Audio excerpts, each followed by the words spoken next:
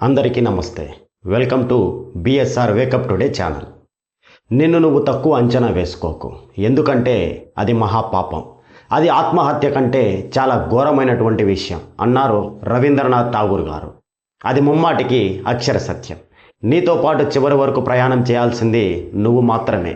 కాబట్టి నిన్ను నువ్వు నమ్మకపోతే, నిన్ను నువ్వు తక్కువ అంచనా వేసుకుంటే మరెవ్వరు నిన్ను ఎక్కువ అంచనా వేస్తారో అని మనల్ని మనం ఒక ప్రశ్న వేసుకోవాలి ఖచ్చితంగా. ఒకానొక అడవిలో ఒక తెల్ల పావురం మరియు ఒక నల్ల కాకి జీవిస్తూ ఉండేవట.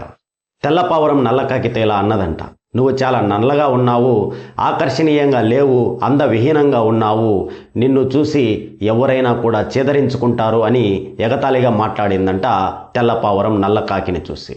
అప్పుడు నల్ల కాకి చిరునవ్వుతో ఒక సమాధానం ఇచ్చిందంట, దేవుడిచ్చినటువంటి రంగు, దేవుడిచ్చినటువంటి ఆకృతి ప్రతి పక్షికి అందమైనటువంటి విషయమే అని బదులు చెప్పిందంట. కానీ అహంకారంతో ఆ తెల్ల పావురము మళ్ళీ కాకిని అవమానంగా మాట్లాడిందంట.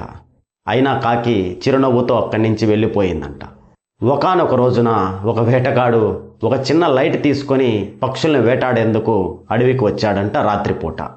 ఈ వేటాడే క్రమంలో తెల్ల పావురాన్ని మరియు నల్ల కాకిని లైట్ వెలుతురులో గమనించి వెంటాడడం మొదలుపెట్టాడంట. కొద్ది దూరం ప్రయాణం సాగించిన తర్వాత తన లైట్ ఆగిపోవడంతో పక్షుల్ని గుర్తించలేకపోయాడు. కానీ అంతటి రాత్రి వేళల్లో కూడా, చిమ్మ చీకటిలో కూడా తెల్ల పావురం ఎంతో మెరుగ్గా కనిపించిందంట. కానీ నలుపు రంగు పూసుకున్నటువంటి ఆ కాకి మాత్రం ఆ రాత్రి వేళల్లో కనిపించలేదంట. అందుచేత ఆ కాకిని ఆ రాత్రి వేళ కనుక్కోలేకపోయినటువంటి వేటగాడు తెల్ల పావురాన్ని వేటాడేందుకు పరిగెత్తాడంట. అటు ఇటుగా పరిగెత్తి ఎంతో దూరం వైపుకు ప్రయాణించి తెల్ల కాకి తన ప్రాణాలను దక్కించుకొని, బ్రతికానురా దేవుడా అని చిట్ట చివరకు మళ్ళా నల్ల కాకి దగ్గరికి వచ్చి ఈ మాట అందంట, నల్ల రంగు దేవుడు నీకు ఇవ్వడం వల్ల ఈరోజు నువ్వు వేటగాడి నుంచి తప్పించుకోగలిగావు అన్నదంట. అప్పుడు కూడా కాకి పావురాన్ని ఏమీ అనలేదంట. ఓ చిరునవ్వు నవ్వి అక్కడి నుంచి వెళ్ళిపోయిందంట. ఇక్కడ కాకి తన రంగును చూసి బాధపడలేదు. దేవుడిచ్చినటువంటి తన ఆకృతి మరియు తన రంగు తనకు ఎంతో ఆనందాన్ని ఇస్తాయి అని తనలో తాను భావించి అక్కడి నుంచి వెళ్ళిపోయిందంట ఆ కాకి. కానీ నిజానికి ఈ కథలో మనం అర్థం చేసుకోవాల్సింది ఏంటి అంటే, మన తల్లిదండ్రులు మనకిచ్చినటువంటి రంగు ఆకృతిని చూసి గర్వపడాలే కానీ బాధపడాల్సినటువంటి అవసరం లేదు. అలానే ప్రతి విషయంలోనూ మనం ఆత్మవిశ్వాసం కోల్పోకుండా ముందుకు సాగితే ఖచ్చితంగా విజయం అనేటువంటిది మనల్ని చేరి తీరుతుంది.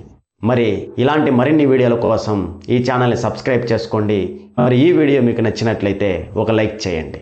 మరొక వీడియోతో మిమ్మల్ని కలిసేంత వరకు, అప్పటి వరకు నేను మీతోనే, మీరు నాతోనే.